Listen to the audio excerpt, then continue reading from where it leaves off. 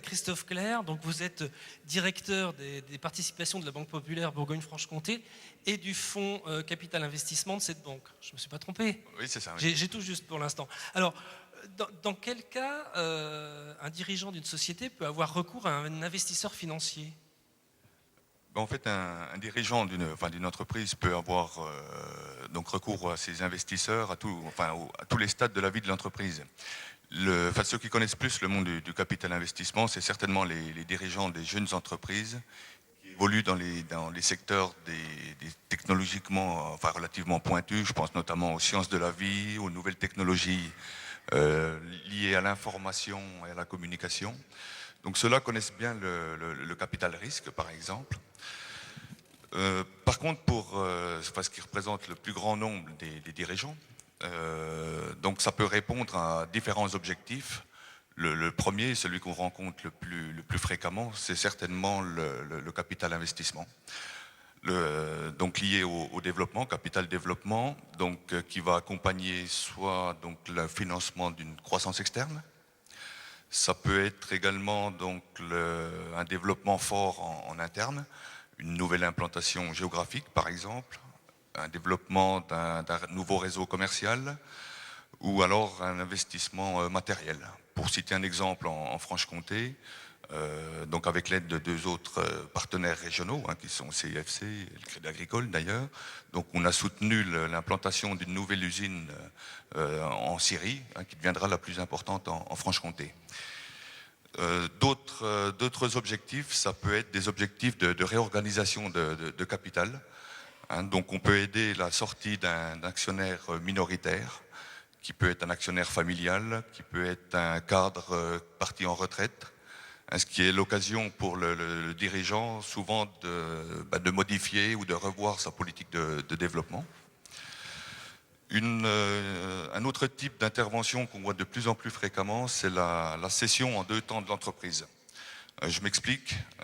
Donc ça permet d'une part aux dirigeants d'externaliser une partie de la valorisation de son entreprise, tout en associant un cadre donc qui vient de l'extérieur ou qui est issu de l'entreprise elle-même.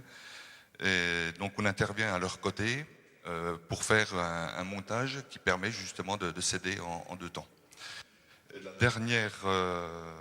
Dernier stade, ou en tout cas le premier pour celui qui reprend, donc c'est l'accompagnement du repreneur lui-même. Donc ça peut être un repreneur personne physique. Pour citer un exemple, on a eu le plaisir de soutenir un des lauréats qui sera mis à l'honneur tout à l'heure, Thierry Bizio, qui a repris l'entreprise Krila à Besançon. Donc voilà, donc ça, à tous les stades de la vie de l'entreprise, je pense qu'on peut faire appel à un investisseur en capital. D'accord, alors j'ai une autre question, c'est autour du renforcement des fonds propres avec l'aide d'un financier. Ça semble répondre à de nombreuses problématiques, mais comment vous expliquez qu'il y a encore des réticences de la part des dirigeants justement à faire entrer un financier au capital de sa société? Oui, effectivement, les réticences sont encore nombreuses. La première, peut-être, elle vient de l'extérieur. C'est une image qui est un petit peu ternie, à l'image du métier du capital investissement, et un petit peu ternie par des pratiques que je qualifierais à l'anglo-saxonne, donc qui vient de grands fonds. Donc voilà, ça, je pense que c'est la première chose. Simplement, ils sont sous la pression également d'actionnaires qui sont en attente de retour sur investissement très très fort, dans des délais, des durées de plus en plus courtes, et ça devient complètement insoutenable pour la majorité de nos entreprises. Donc le déficit d'image. Le deuxième, c'est tous les aspects psychologiques, c'est à peu près les mêmes que quand on cède une entreprise. Donc c'est la difficulté à accepter un regard extérieur d'une personne externe à l'entreprise. C'est la difficulté parfois d'accepter la juste valorisation de son entreprise. Et puis toutes ces histoires de partage de capital, partage de pouvoir. Une autre difficulté, mais peut-être plus spécifique à notre région, c'est le manque de référence.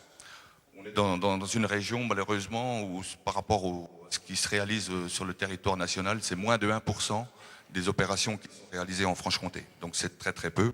Donc moins il y aura d'acteurs, moins il se fera d'opérations.